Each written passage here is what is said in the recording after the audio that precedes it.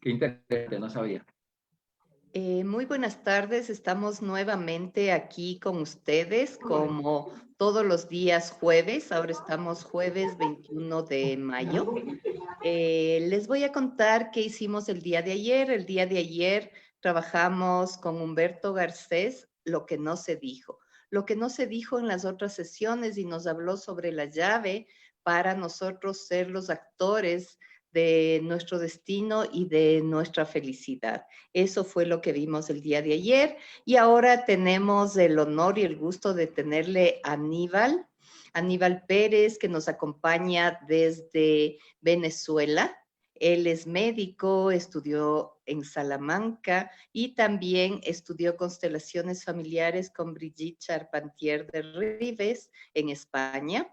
Así es que bienvenido, Aníbal, y estamos aquí para seguir hablando sobre un tema muy interesante que es el síntoma como maestro. Así es que estamos en tus manos, Aníbal, bienvenido y es un gusto tenerte aquí con nosotros. Muchas gracias, Margarita y Tatiana. Muy amable porque este espacio que se hace recurrente todos los jueves me, me estimula a seguir investigando, a seguir planteando nuevas cosas y sobre todo eh, plantear lo que significa la mirada sistémica que me parece bien interesante. ¿Ok? Yo voy a empezar con una frase que pudo integrar hace un momento. Si las voy a leerlas para que podamos analizar algunas partecitas y destacar algunas, ¿verdad? Porque me parece que en la medida en que seamos más precisos en cuanto a explicar el enfoque fenomenológico sistémico, que es lo que estamos utilizando para hablar del síntoma como maestro, tal y como es el título de la conferencia, necesitamos encauzarlo, necesitamos aclarar el basamento, tanto metodológico como teórico, que nosotros estamos trazando. Una vez que tengamos ese enfoque y que las personas estén entendiendo de qué se trata, pues es mucho más fácil entender el tema del síntoma como señal. De todas maneras, Margarita, yo les voy a hacer llegar un libro que escribí se llama así, El síntoma como señal, para que aquellas personas que estén siguiéndonos de manera permanente, podamos hacerles llegar algunos capítulos de ese libro, los más destacados, sobre todo la parte de principios, para que los tengan, ¿no? Porque la idea es, yo siempre pienso que las ideas están en el universo volando y solamente nosotros lo que hacemos es como capturarlas. La inspiración de la fuerza mayor hace que nosotros seamos resonantes con esa dimensión. Mire, dice así, la sanación es integración, por lo tanto, nos saca de la dualidad. Dualidad es separación y tiene que ver con la buena y mala conciencia. Ahorita explico eso de buena y mala conciencia de la persona. El alma familiar muestra separatividad y la muestra a través de los síntomas y los sufrimientos. Eso se llama movimiento compensatorio. Lo que Hellinger dice que el alma familiar permite que se repita y se repita y se repita, es circular el sufrimiento. Y allí se repite como movimiento compensatorio, no se sana, sencillamente se repite. Por eso se llama movimiento compensatorio, porque la repetición hace que tengamos un equilibrio sistémico. Por eso se repite exactamente porque está en el alma todavía, en el alma familiar. Deja de repetirse cuando ingresamos al movimiento de reconciliación, que no es más que la finalización de la separatividad entre lo bueno y lo malo, lo bonito y lo feo, y todas esas dimensiones que tienen que ver con la dualidad. Voy a rescatar dos frases me parece que es importante, o dos conceptos que me parece que es importante explicarle a las personas, porque me han preguntado, ¿y eso de buena y mala conciencia qué es? Helen dice que cuando yo me siento mejor que el otro y el otro no está a tono con lo que yo pienso y con lo que yo digo y con lo que yo hago, eso se refiere a una buena conciencia, que la buena conciencia es lo que yo considero bueno para mí. Pero no solamente se queda bueno para mí, sino que es bueno para mi sistema familiar. Es decir, para la moral familiar, para los principios familiares, para las creencias familiares. Y yo, desde esa buena conciencia, yo lo que hago es defender el clan familiar en todos sus arquetipos, en todos sus principios. Pero en ese movimiento de defensa, arrastro lo que se llama mi lealtad al clan y sobre todo mi lealtad a los desórdenes y órdenes también del sistema familiar. Por lo tanto, en esa buena conciencia, también puedo traer en repetición los síntomas, las enfermedades y aquello que me hace sufrir. Cuando la persona... Aníbal, aquí te voy a hacer una reflexión.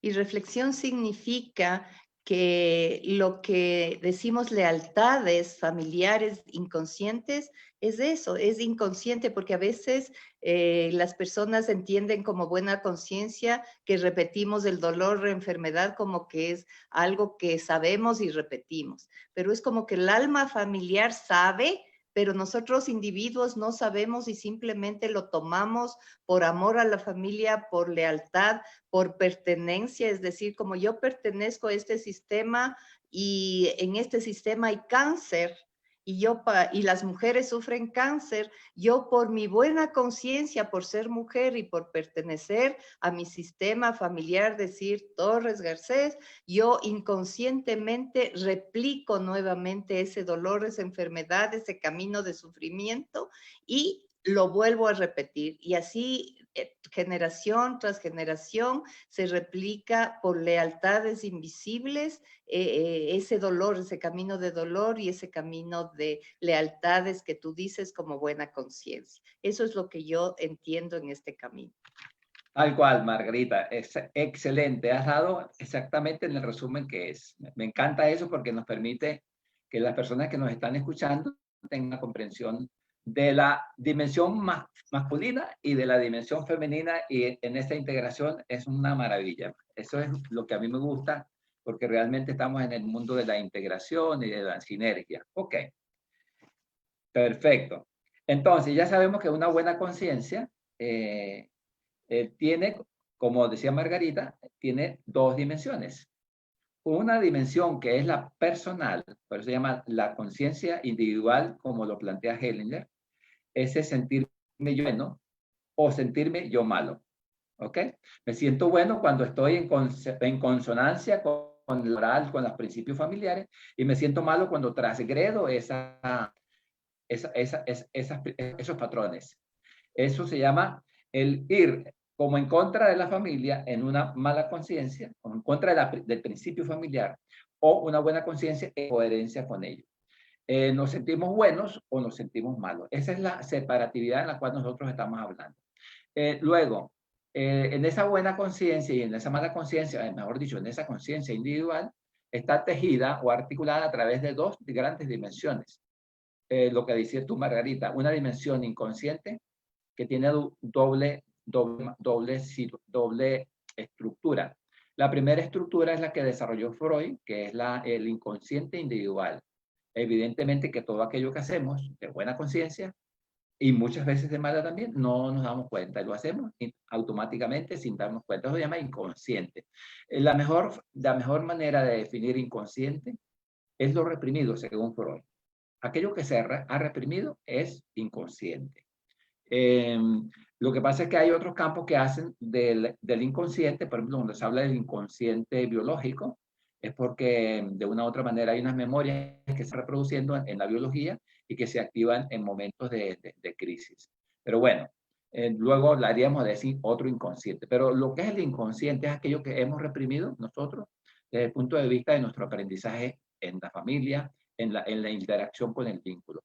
Y luego tenemos el inconsciente colectivo, que lo desarrolló Jung a través de arquetipos, a través de los inconscientes de la sombra y todo aquello, que es lo que se repite en el clan familiar. En el clan familiar es mucho el inconsciente colectivo. Y nosotros cuando nacemos, exactamente, traemos esa información y somos coherentes en el sentido de la replicación del síntoma en cuanto y tanto a nivel biográfico lo construimos, pero en resonancia con el mundo transgeneracional. Por eso es que la mejor manera de sanar nuestros sufrimientos y nuestros síntomas es ir al árbol familiar a través de la psicogenealogía, de la metagenealogía o del árbol familiar. Que Margarita tiene Aníbal, bastante aquí tenemos experiencia. una pregunta que dice que es la mala conciencia. Y a mí me encanta esto porque a mí me gustan los ejemplos simples, ¿no? Es decir, mala conciencia, como tú dijiste, ya lo resumiste, es irse contra lo que espera y lo que quiere la conciencia de la familia. Por ejemplo, muchas veces antiguamente en ciertas familias, si es que el papá era abogado, el abuelo era abogado, se esperaba que el hijo sea abogado. Y por buena conciencia, o sea, por pertenencia, decidía ser abogado a pesar de que no le gustaba. Eso es a nivel consciente, ¿no? A nivel consciente igual sería si el hijo decide no ser abogado y se hace pintor, se hace artista, se hace bailarín, ya que es no bien visto por la familia y pagar el costo de la culpa, de la carga, de no hacer lo que la familia espera de uno. Esto es a nivel consciente. En cambio, a nivel inconsciente, que es a nivel de la conciencia familiar, es que uno no se da cuenta que está repitiendo eso y cuando decide ya no cargar con el cáncer, ya no cargar con el síntoma, ya deslindarse y desvincularse de esa conciencia, entonces ahí hay un camino de independencia muchas veces y de salir de esa protección familiar que es fuerte para los individuos ser independiente, digamos, de lo que quiere, espera la conciencia familiar para su sanación. Eso es lo que yo miro como la pregunta que nos hace.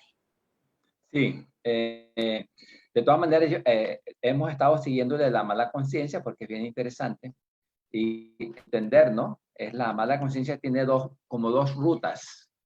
Una ruta en el camino del resentir, como decía Jung, en el camino del resentir, el destino nos persigue y hacemos que se repite. Aquello que reprimimos se repite en el destino. Voy a explicarlo un poquito con un ejemplo. Y la otra ruta es la ruta de la honra. Entonces puede utilizar una historia. Hay una niña de 20 años que se da cuenta de que las mujeres de su clan, de su familia, todas habían fracasado en su matrimonio. Todas habían salido de vela y corona de su casa. Y todas habían salido con el permiso de papá y mamá a la vida matrimonial. Pero el resultado era que ella se da cuenta que todas esas mujeres estaban solas, separadas, y unas cuantas tenían síndromes de maltrato y todo aquello. Ella se dio cuenta de eso, es conciencia, dice, yo voy a hacerlo diferente, toma conciencia, y desaparece de la casa con su novio.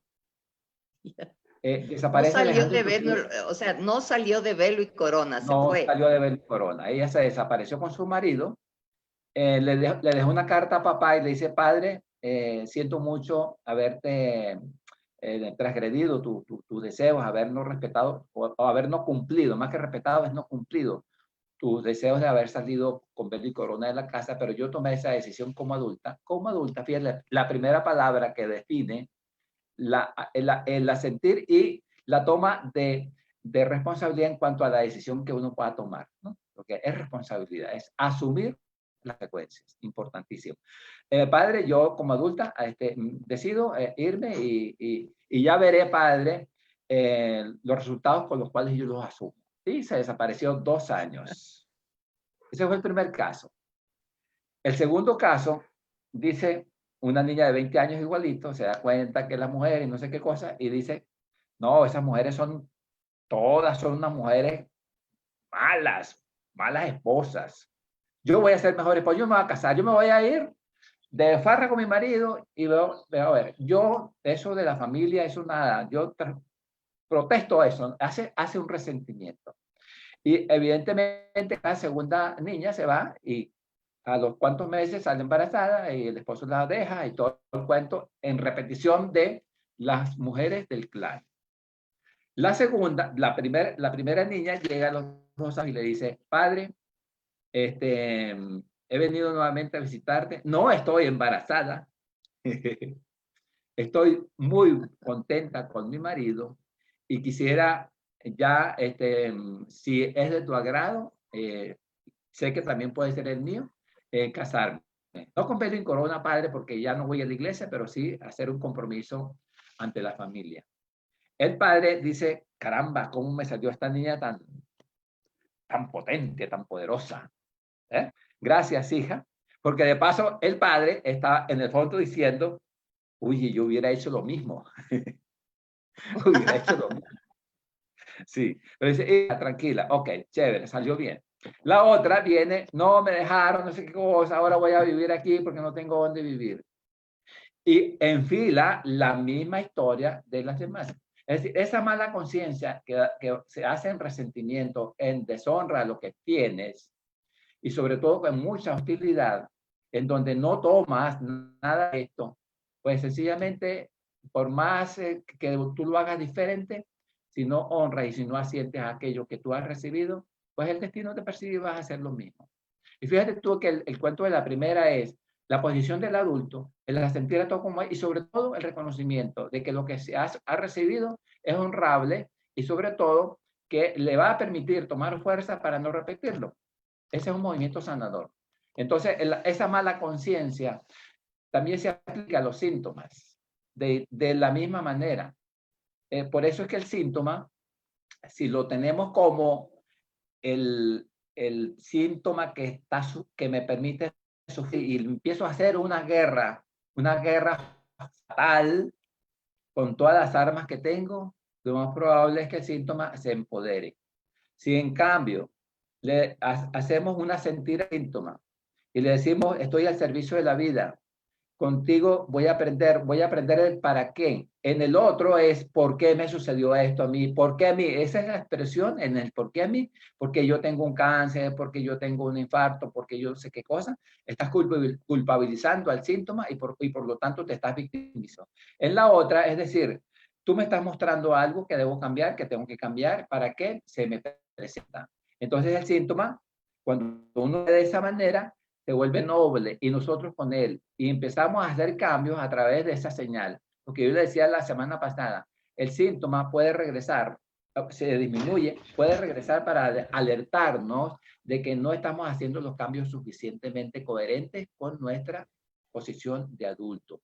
Entonces, en la otra dimensión es la buena conciencia, en donde tú sufres y te sientes muy bueno, te sientes muy bien, porque es lo que llamaba Hellinger la inocencia de la buena conciencia, es sentirnos muy buenos. Eso nos da calma, nos da no paz, sino calma, en el sentido de decir, yo puedo morir por mi familia y ofrezco mi vida, pero es un ofrecimiento sobre una repetición de un sufrimiento de tal magnitud que terminas muriendo, pero la consecuencia de esto es que la persona deja una memoria de resonancia, se llama campo de resonancia, morfo, es resonancia mórfica. La resonancia mórfica es la información que es imitable por los que siguen después de mí y lo van a hacer tal cual conmigo. Por lo tanto, fíjense que tenemos Voy a más o menos hacer un pequeño resumen de lo que... Marga, antes de pasar, tengo preguntas, por favor. A ver. Gracias. Catalina nos pregunta, ¿cómo se pueden cortar estos vínculos? ¿Respondo, Margarita? Justamente era lo que tú ya dijiste, ya lo dijiste y no es con el afán de cortar, sino de alguna forma diferenciarte y es desde qué punto lo haces, desde el niño que resiente, que no quiere, que de alguna forma culpa al resto y quiere salir de la enfermedad o de cualquier situación, o desde el adulto que asume con una actitud de respeto, una actitud de honrar el camino de los demás, una actitud de decir, véanme con buenos ojos si es que lo hago diferente. Es salir como pidiendo autorización y permiso, decir, yo no quiero repetir ese camino, pero mírenme con buenos ojos porque yo respeto lo que ustedes han vivido, respeto su dolor, respeto su enfermedad, respeto que ustedes han estado al servicio del sistema o de la resonancia, que es el campo de información, que es como un imán. Que está ahí la información y los miembros somos como pequeñitas partículas que nos pegamos al imán, a veces sin darnos cuenta y replicamos, por más que queramos salir de ahí no podemos. Al ver si nos damos cuenta, nos alejamos, miramos, honramos ese campo, honramos la forma como los otros miembros han querido sanar el sistema y nos diferenciamos, es decir, bueno, reconozco el camino, con amor incondicional tomo todo lo que ha habido en mi sistema y pido que por favor me vean con buenos ojos, es decir, que me den la bendición si es que yo estoy sano, si estoy feliz, si es que decido hacer algo diferente de mi vida en el sistema que yo voy a formar o en el camino que voy a tomar a futuro. Más o menos eso es lo que significa la pregunta que nos han hecho. ¿Cómo salir de esa situación? Para complementar. Tengo otra pregunta, no sé si sea el momento, pues, pero la quiero pasar. Dice, Jimen nos pregunta, ¿qué pasa con los secretos familiares? No sé si aquí se encaja o no el tema. Sí, yo voy a complementar algo que dijo Margarita que me parece que es vital. Nosotros tendemos mucho a ser mágicos y pensar que porque hacemos un movimiento, porque nos damos cuenta desde la racionalidad, esas intrincaciones en las cuales nosotros estamos, ya nos vamos a sanar completamente. Y lo aclaramos porque no queremos ofrecer falsas expectativas, no queremos ofrecer fórmulas mágicas porque no existen. Por eso existe, cuando uno quiere sanarse, hacer un trabajo interno, existe el método de las constelaciones familiares y existe la ayuda terapéutica. ¿Por qué? Porque en ese acompañamiento, el terapeuta puede, en ese interín, ir hilando aquellos elementos que no se resuelven, pues a través de que tú lo hagas consciente, de que sí, eres la que estás en la fila, pues, del eslabón, eres parte del eslabón del sufrimiento familiar a través de la enfermedad, y resulta ser que por más que te des cuenta, no. Por eso se llama terapia terapia sistémica de abordaje. Lo ofrecemos evidentemente y lo hacemos desde un punto de vista profundo con la persona, acompañando a la persona, y no pretendemos que a través de una conferencia o de un seminario que dura 2 horas, ya la persona esté completamente sana, porque no es así. No. Solamente nosotros en un seminario lo que hacemos es una toma de conciencia de por dónde pueden ir los tiros. Y cuando nosotros nos damos cuenta que por ahí puede haber una solución, nosotros empezamos a hacer un trabajo más profundo, ¿no? Y eso es en complementación con lo que decía Margarita, porque sí es verdad, a través de esa toma de conciencia, a través de ese movimiento, ya es el inicio de un proceso sanador, pero no se queda allí, tiene mucho más profundizando y sobre todo, algo que nosotros insistimos, que es la acción de la persona y el compromiso de asumir cambios, realmente encargarse, porque en el tema de la salud y la enfermedad, la cultura que tenemos es que le delegamos al médico o al estamento sanitario nuestra vida, nuestro cuerpo, nuestra mente, y para que ellos lo curen. En esta nueva orientación es que nosotros nos encargamos de nuestra vida, de nuestro destino, que sí lo podemos cambiar, y de nuestras dimensiones más ocultas, más invisibles. No sé si lo complementé, Margarita. Absolutamente, y es asumir la responsabilidad, porque no se trata, como tú decías, de que hago una constelación y la diabetes se va. es tomar la decisión de asumirla en mis manos, tener un estilo de vida diferente, mirar ya no con carga, con problema o con victimización los síntomas o la enfermedad, sino asumirla dándole la cara y asumiendo la responsabilidad de que me voy a cuidar y que si regresan los síntomas es porque de alguna forma están como maestros para decirme que me he salido del camino y hacerme acuerdo que es mi responsabilidad hacerme cargo, que es lo que estamos hablando aquí sobre la salud y la enfermedad. ¿Hay Ok. alguna pregunta, Tati? Y viene una que fue la que no respondimos con los secretos familiares. Ah, ¿sí? los secretos familiares. Sí. Cuando nosotros hablamos de la información que viene del clan, del transgeneracional, según Hellinger y los estudios que se han hecho en la psicogenealogía a través de los estudios de Susan Berger, que habló de las lealtades invisibles, ella tiene un libro muy concretico que se llama así, Las lealtades invisibles de Susan Berger. Ellos han descubierto, el mismo Hellinger lo planteó en diferentes momentos, que el campo mórfico, y después hablaremos de eso, del campo mórfico, porque también tiene su planteamiento. Nosotros cuando nacemos heredamos los desórdenes y los órdenes de nuestra familia. Evidentemente que todos los excluidos están en nuestra memoria y podemos ser elegidos con un movimiento que después explicaremos, porque generalmente son elegidos los niños y los de buena conciencia para mostrar síntomas. Por lo tanto, ve el elemento tan sutil que hay allí. Y entonces, ¿qué es lo que le damos? Bueno, y vamos a repetir. Bueno, muchas veces secretos familiares. Los secretos familiares son acontecimientos que sirvieron en un momento dado para proteger a la familia. Por ejemplo, un incesto dentro de la familia, había que proteger a la familia porque no iba a ser destruida por la sociedad, guardando el secreto y decir, aquí no se habla nada de esto. Un niño, por ejemplo, que nazca a través de un incesto familiar, bueno, si eso se sabe a la sociedad, eso es letal para la misma familia. Igual que un suicida, antes, ¿no?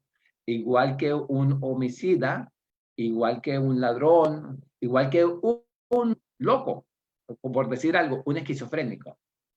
Anteriormente era muy frecuente el mongolismo. Esos seres estaban escondidos en los solares de las casas, sobre todo en los campos, y morían así como cualquier animalito allí, y casi nadie se da cuenta que existía. Entonces, todos esos son los excluidos. Y los secretos familiares, evidentemente, que son esos acontecimientos que quedaron ocultos para proteger a la familia. Por lo tanto, todo eso tiene una razón de ser. No es un capricho de la familia haberlos dejado allí indefinidamente. Entonces, claro, ¿por qué es tan importante el secreto? Porque en el secreto están dos excluidos, fundamentalmente dos. Un perpetrador y un perpetrado. Vamos a un ejemplo para que se entienda. Un mayordomo en los tatarabuelos embarazó a una criada y en ese momento era letal para la familia, digamos, evidenciar ante la sociedad que ese hijo de esa criada podría existir. Por lo tanto, el mismo mayordomo hizo un movimiento de asesinato del hijo y de apartar a la criada. Entonces, allí hay tres excluidos. Está la mamá de la criatura, que fue muerta, porque lo mandó a matar. Está el hijo, ¿verdad? Y está el mayordomo. Tenemos un perpetrador, el que hizo daño, y tenemos dos víctimas. Como fueron excluidos estas tres personas, no puede repararse. Aquello que está ausente, aquello que está excluido, no se puede reparar. El sistema no logra separar.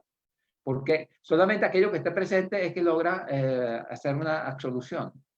Por ejemplo, ¿quién le hace justicia a ese niño y a esa madre? Si no está el perpetrador, porque el perpetrador está excluido.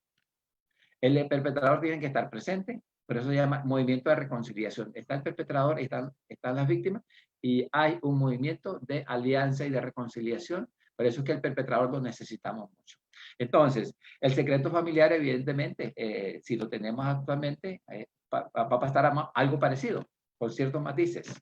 Un niño que muere, recién nacido, y una madre que se siente mala madre y se separa del esposo, por ejemplo. ¿Qué hay en el trasfondo? Pudiese existir. Eso es una hipótesis. No me crean tanto porque eso habría que ir a la casuística.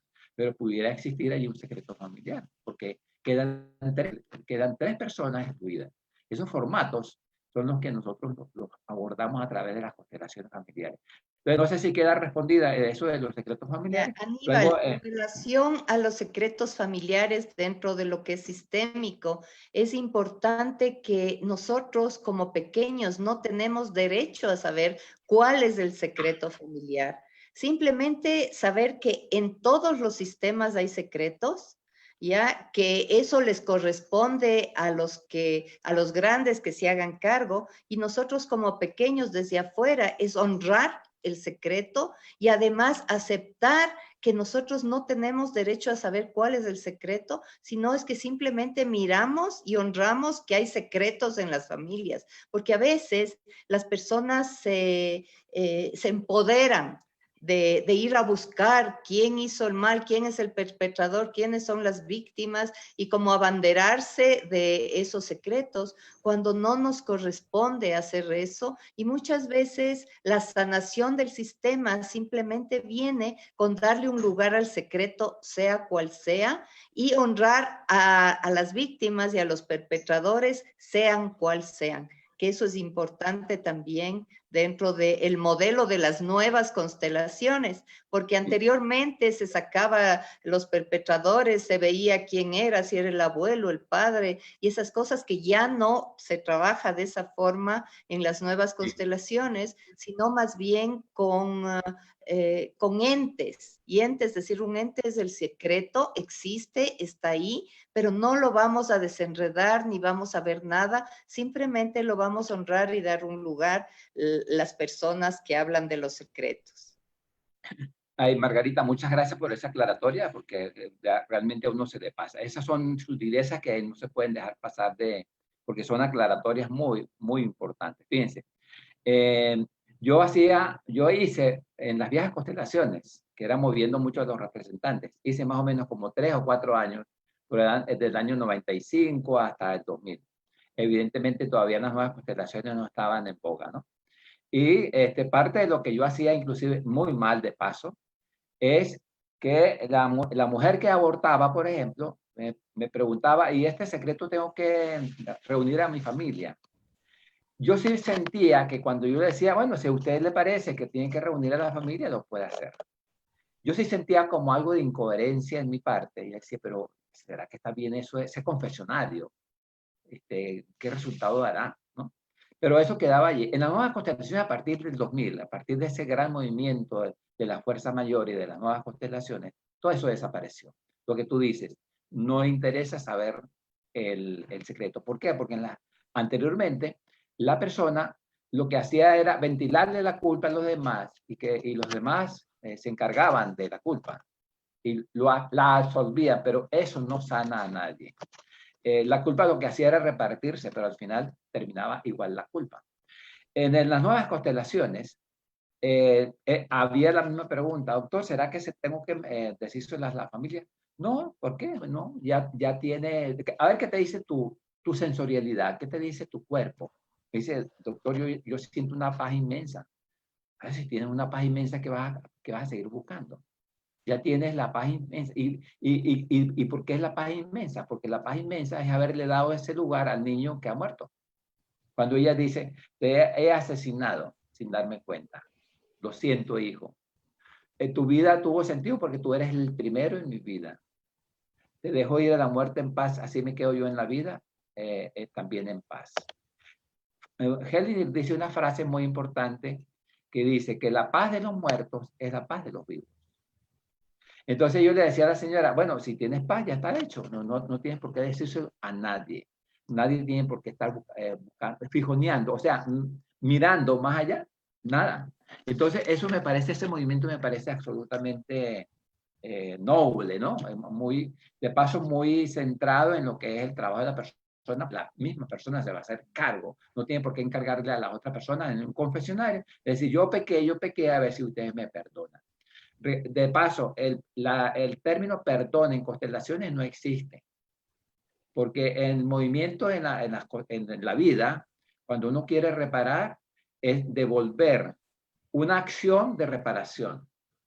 No son dos padres nuestros, aunque con todo respeto lo hacemos con la religión. No nos metemos con la religión porque funciona y obedece a ciertas características de la humanidad.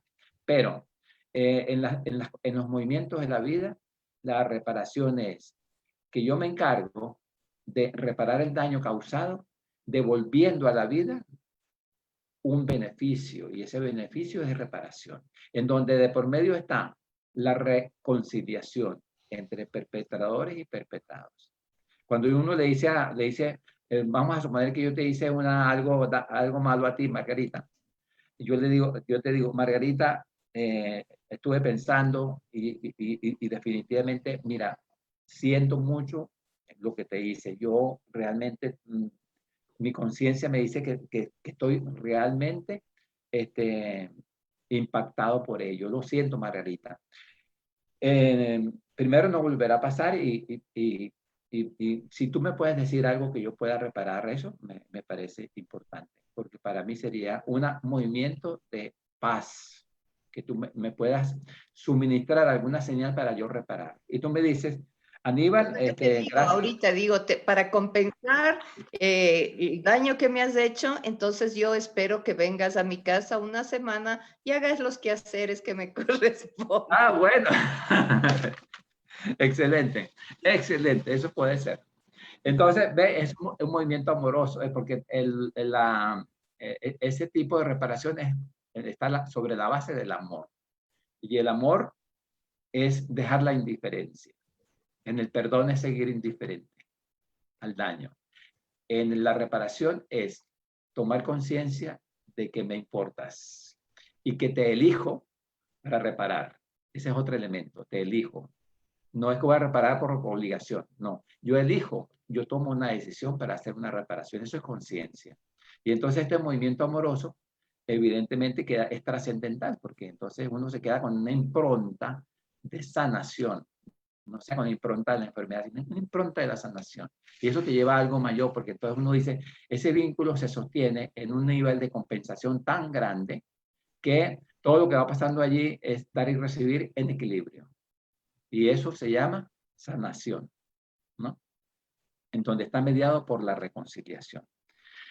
Bueno, bien, vamos entendiendo entonces lo de los secretos familiares, entendimos entonces lo que es la buena conciencia, la mala conciencia, el movimiento de la reconciliación y todo aquello. Sí, falta algo allí para completar. No sé si tengo otra pregunta más, por favor. Dice, ¿cómo se pueden manifestar los excluidos o no nacidos del sistema en la salud de las personas? Bueno, ejemplos son muy abundantes. Voy a tomar uno o dos para que podamos clarificarlo. Uno lo voy a tomar de la epigenética y otro lo voy a tomar de la psicogenealogía. ¿Ok? Después aclaro eso, porque tomo uno de la psicogenealogía y otro de la epigenética, porque es importante aclarar que en este momento del conocimiento existen varios, digamos, varios investigadores o varias líneas de investigación que están demostrando aquello que antes se pensaba que era brujería o era invento o era magia. Se ha demostrado a través de la epigenética que la expresión de una conducta o de un gen puede ser mediado por un proceso oxidativo hasta la cuarta generación. Voy a explicar eso con un ejemplo. Vamos a suponer que la tatarabuela tomó una hostilidad muy inmensa porque su marido le fue infiel. Esa tatarabuela duró 6 o más meses sometida a un nivel de hostilidad y de agresividad, y que en ese momento no se podía expresar porque las mujeres no podían decir nada, tenían que morir calladas, no podían decir, y entonces todo aquello se reprimía. Esa represión hacia adentro de esa hostilidad, ¿no? Que salía en comportamientos, esa tatarabuela muy hostil, generó en sus cromosomas, le llaman los dimetilos, que son unos oxidados, como unos switches que bajan el amor, que bajan los switches del amor, mejor dicho. Y bueno, esa tatarabuela, ese es el cuento, ¿verdad? Y uno piensa que eso quedó allí, pues en esa dimensión, en esa generación tan anterior, tan antigua, y resulta ser que la nieta o la bisnieta o la tataranieta sale hostil y con una rabia inmensa contenida hacia los hombres y no se explica por qué, nadie se explica por qué esta muchacha es tan hostil, tan agresiva, tan sedienta de producir una venganza. Cuando uno va a las constelaciones familiares se da cuenta que existió un ancestro que no resolvió su tema y quedó excluido. Murió esa tatarabuela muy triste, a través de una depresión, etcétera, etcétera. Cuando la tataranieta hace movimiento de constelaciones, reincluye a la abuela y le dice, o la tatarabuela le dice, tatarabuela, te llevo en mi corazón, ¿no? Te llevo en mi corazón es darle un lugar. He estado haciendo lo mismo que tú a través de mi cuerpo. Esa emoción me ha llegado a mí. Entonces le puedes decir, tú por ti y yo por mí. Me quedo en la vida y tú puedes ir en la muerte en paz. Esa es una frase sanadora. El tú por ti y yo por mí es romper la lealtad. Esa es la aplicación que da la epigenética, memoria celular programada a través de lo que se llama la epi, que está por encima del gen, la expresión del genoma. Y la otra es de la psicogenealogía. Vamos a suponer que es lo mismo, ¿no? Una bisnieta, una tataranieta muy hostil, con mucha rabia y qué sé yo, y no entiende el por qué. Y resulta ser que hace el árbol familiar y se da cuenta que nació en la misma fecha, ¿no? Que la tatarabuela o la bisabuela también puede, por eso puede ser inmediato, puede ser hasta la abuela. Vamos a poner más cerquita, ¿no? Para que lo entendamos mejor. Tiene la misma fecha del nacimiento de la abuela. Muchas veces le ponen hasta el mismo nombre. Y entonces la herencia viene como muy acopladita, ¿no? Entonces se dice, no, la expresión de la familia, tú eres igualita a la abuela, te ríes igual. Bueno, pero te ríes igual, caminas igualito a la abuela, pero le va a pasar lo mismo que a la abuela, por eso se llama lealtad. Eso lo descubrimos nos damos cuenta a través del árbol familiar. Hay lo que se llama síndromes aniversarios, fechas de coincidencia, los dobles, toda una serie de aspectos casuísticos que nos permiten decir, por ahí van los tiros. Y cuando hacen el movimiento de constelación familiar, pues va a salir la misma representación, el mismo movimiento. Va a estar presente esa abuela, va a estar presente esa nieta en su representante y el movimiento va a ser igual de reconciliación, con los mismos resultados. Por lo tanto, a ver si resolvemos la pregunta, ¿sí? Si la hemos respondido. No sé si Tatiana me dirás.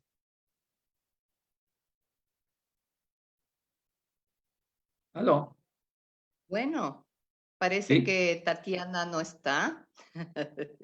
vale, yo dije, me Yo quedé estoy, solo. estaba solamente un poco en silencio he estado. Ay, Sí, ay, yo dije, ¿será que se fue algo aquí de la luz allá? No sé. No, no, no, aquí estoy. Solo estaba en silencio. Y tengo, sí, está respondida la pregunta y me dice, y tengo Natalia que dice, tengo dos personas que se complementan la pregunta. Y Natalia dice que mi sentir es que cuando cuentas un secreto familiar, sirve contarlo para que no vuelva a repetirse. Ella dice, ¿estoy equivocada en eso? Y Gaby, por otro lado, dice, bueno, yo creo que cuando uno cuenta un secreto es deshonrar a la familia. Si nos puedes un poquito ampliar eso, mi querido Aníbal. La incumbe, hay un término que se llama incumbencia. Lo que me incumbe a mí, lo que le incumbe al otro y lo que le incumbe a la fuerza mayor. Es una jerarquía. Lo que le incumbe a la fuerza mayor es la fuerza mayor. yo no podría constelar algo que no corresponde a la fuerza mayor, algo de lo doméstico, algo, Dios dice, el gran poder dice, tú tienes que resolverlo porque tienes libre albedrío y tú puedes resolverlo. Por lo tanto, que yo te ayude es insignificante. El secreto familiar es lo mismo. Es de tu incumbencia. Porque el impacto ha llegado a ti como persona, independientemente que sea, que esté en el escenario de la familia. Pero cuando una persona hace un movimiento de reconciliación, que es un movimiento de reconciliación cuando tú abordas tu secreto y lo resuelves contigo, hay un efecto boomerang. Y por eso es que la visión sistémica te dice que lo que haces en una partecita se refleja en el todo. Esto también se basa en los conocimientos de los fractales. Nosotros somos fractales. Fractales significa que en la mínima parte de la unidad, en la mínima dimensión, está representada toda la totalidad. Por lo tanto, cuando hagamos un trabajo en la mínima parte, que en este caso sería la persona, tiene una refrendación, tiene una repercusión y un impacto a nivel de todo el sistema. Por lo tanto, lo que les quiero convencer de esto es que un trabajo interno personal va a todo el sistema familiar. Igual, el secreto termina, digamos, desapareciendo. Eso es una cosa bien importante. No desaparece porque nosotros hagamos una obra de teatro, invitemos a todo el familión y lo pongamos aquí, nosotros nos ponemos en la tarima y digamos, cuando rejándonos las vestiduras, ahora mira, les vengo a contar que yo he hecho tal cosa y eso está mal. No, eso se queda para el confesionario. Y sin embargo, en el confesionario estás tú con el cura, no estás tú con un poco de gente. O sea que esas confesiones muchas veces sirven para profundizar problemas, para generar presunciones o para exculpar situaciones de otras personas. No funciona muy bien. Las consecuencias que nosotros nos hemos dado cuenta es que no son sanadoras para nada. Muchas veces son contraproducentes. ¿Está aclarado? Listo, perfecto. Y tengo otra, por favor, Aníbal, que nos ¿Cómo no? dice Catalina, las adicciones, alcohol, drogas, etcétera, también se arrastran por generaciones y de ser así, ¿cómo nos desligaríamos de este tema? Sí, mira, todo lo que son las toxicomanías, dependencias, todo tipo de dependencia, porque estamos hablando no solamente de dependencia al alcohol, a las drogas, sino todo tipo de dependencia. Recordemos que nosotros los humanos tenemos la recurrencia de hacer apego a la adversión o a la avidez, aquello que nos disfruta y aquello que nos sufre.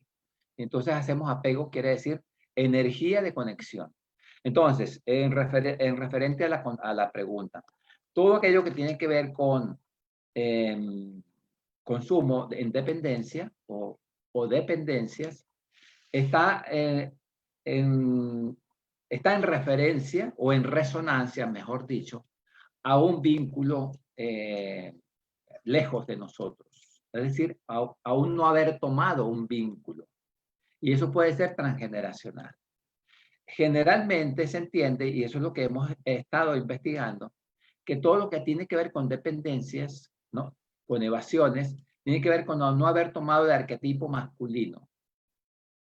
El arquetipo masculino es el sol, es lo amarillo, es lo que me da fuerza, es lo que me da conexión con la realidad. La evasión a través de las drogas es salirme de la realidad, es escaparme de la realidad. Y toda dependencia es escaparme de la realidad. Por eso es que me apego acá, para no ver acá. Entonces, el apegarme acá, para no ver acá, es no quiero ver el vínculo ácido y lo compenso con este tipo de comportamiento. Por lo tanto, en la mayor parte de las dependencias tienen que ver en un primer frente, que es no haber tomado el vínculo paterno o el masculino, el arquetipo, y está en un segundo nivel, mucha dificultad en la relación con la madre. Sobre todo, cuando hablamos de dismorfismos, que es desórdenes de la alimentación, que no tienen que ver con el gen glotón de las hambrunas, tendría que ver más con la lealtad a la madre, porque el comer es asimilar a la madre. Eso es lo que simboliza, ¿no? De hecho, nosotros venimos al vientre materno a comer. Y menos mal que lo hicimos muy bien, porque si no, no estuviéramos aquí. Eso es madre. Entonces, el segundo nivel del vínculo es una relación con dificultad con la madre en donde no la hemos tomado completamente. Por lo tanto, el trabajo que tendríamos que hacer es arquetipo masculino o padre y posteriormente el tomar a la madre. ¿Sí? ¿Lo explicamos? Bueno, Aníbal, solo para contarte, nos quedan 10 minutos, así es que vamos viendo qué podemos hacer en esos 10 minutos. Bien, podemos ir como haciendo un recopilatorio para que no quedemos sueltos y luego ya la otra semana iríamos a los campos mórficos, ¿no? Campos de compensación y estaríamos ya en capacidad de ingresar a lo que es la comprensión del síntoma como señal, porque todo esto lo estoy haciendo para que el síntoma no es que a mí se ocurre en un buen día decir, esta es una gripe, y decirle gracias gripe porque me has enseñado no sé qué cosa, te tomo así como eres. Y ya entendí lo que me iban a decir, porque la gripe, tú me estás mostrando que yo hice un desorden ayer, me mojé la cabeza y qué sé yo, me resfrié. No es así. El síntoma tiene vida y yo tengo que primero darle un lugar de génesis, es decir, que este señor que está aquí se ha presentado en mí en un contexto, con unas vivencias y sobre todo diciéndome para qué está presente. Y para eso necesito saber que tengo una información que la he heredado a nivel del campo morfogenético, es decir, del transgeneracional. Tengo una información que la he construido, configurado a través del proyecto sentido, es decir, antes de la concepción hasta 3 años después del nacimiento. Y además, después de los 3 años hasta mi actividad, también tengo una historia. Esos 3 elementos, si queremos hacer un movimiento de sanación, tendremos que contemplarlos en ese gran movimiento de sanación a través del síntoma. Y de paso, el síntoma como tal, les quiero anunciar, no es el problema. Ya es bastante decir que no es el problema. Dice que tiene un cáncer, no es que ese no es el problema. ¿Y cuál es el problema? Eso es lo que te está mostrando, es que en el trasfondo tienes un árbol complicado. Entonces, yo te digo, vamos al fondo. Vamos a hacer un trabajo de sanación integral. ¿Por qué? Porque el síntoma que tienes a flor de piel es la punta del iceberg, solo. Y que en el fondo, en el gran fondo de lo que tienes, un desorden en tal magnitud, que aquí puede ser un cáncer, pero allá puede ser una metástasis. Y la diferencia entre una metástasis ser un tumorcito, y allá pueden ser varios porque pueden varios órganos y estás a punto de morirte. Esa es la gran diferencia. Por lo tanto, este síntoma es una sola partecita, una señal mínima de lo que está engrandecido allá atrás. Por lo tanto, no es difícil hacerlo. Es tomar conciencia y es hacer el movimiento solamente. Y cuando uno hace ese movimiento, se transforma toda su vida, porque si uno se da cuenta que el síntoma es un obturador de vida, por lo tanto, varios niveles de nuestra vida empiezan a transformarse. Empiezas tú a ser más eficiente. Sobre todo, empiezas a tener ley de atracción. Quiere decir eso que lo que tú hagas con pasión se convierte en un gran imán de tu vida y por lo tanto te van a llamar para que estés al servicio de los demás. Muchas personas se ofrecen al servicio de los demás, pero nadie los utiliza, porque vibracionalmente no tienen la coherencia necesaria que se requiere para estar al servicio. El servicio requiere coherencia absoluta entre lo que piensas, sientes y haces, entre lo que tú planteas desde el punto de vista verbal y lo que haces en la práctica. Todo eso es coherencia. Entre si tú dices, me voy a la fuerza mayor, me rindo a la fuerza mayor es porque realmente te rindes en el asentir, no de pacotilla, y eso se siente y eso tiene un efecto. Todo lo que nosotros hacemos se ve. A todos nosotros se nos ven las costuras cuando somos incoherentes. Por lo tanto, es mejor, si no te sientes con incoherencia, bueno, hacer otra cosa, lo hace mejor. Pero cuando estamos en esta dimensión de estar a frente del servicio de las personas, en esta dimensión terapéutica, espiritual, pues el trabajo interno es muy importante. Bueno, Margarita, ya se nos fueron Bueno, los... nos queda tiempo para contarles algunas cosas que les puede interesar. Aníbal está atendiendo a personas que quieran conocer o quieran encontrar el camino o dentro del laberinto que significa la sanación, porque el síntoma te está mostrando y te está llamando a desenredar muchas cosas en tu sistema para aprender algo. Las personas que tengan alguna situación que les carga, que realmente necesitan o están llamadas en este momento a descubrir, a abrir esa situación. Entonces, Aníbal está atendiendo consultas individuales de constelaciones familiares a través de la Fundación Familia Integral. Otra cosa, en junio, los primeros días de junio, vamos a empezar una capacitación, una formación para entender mejor esto del síntoma como signo, como camino, como señal que nos ayuda a todos a despertarnos, nos ayuda a asumir la responsabilidad sobre nuestra vida y nos ayuda a mirar más allá del síntoma para tal vez poder amar incondicionalmente y tomar a todo nuestro sistema familiar y a través de eso sanarnos nosotros, conciliar y mirar y trabajar sobre lo que nos corresponde, que es nuestra parte. Entonces, a las personas que se interesen están invitadas a mandarnos un mensajito y poner que les interesa o participar en la capacitación o hacer constelaciones individuales. Este espacio del día jueves se va a mantener. Aníbal va a estar acompañándonos hablando de este tema de salud y enfermedad durante, bueno, lo que dure, lo que podamos, porque este es un tema muy largo y hay muchas cosas muy interesantes, inclusive desde la nueva medicina de Hammer, que es una visión diferente de tomar lo que es la medicina y ver a los síntomas más bien como una solución a los problemas. Así es que les agradecemos mucho. También recordarles que tenemos nuestra línea gratuita de intervención en crisis, que está funcionando de 7 de la mañana a 7 de la noche, de lunes a domingo.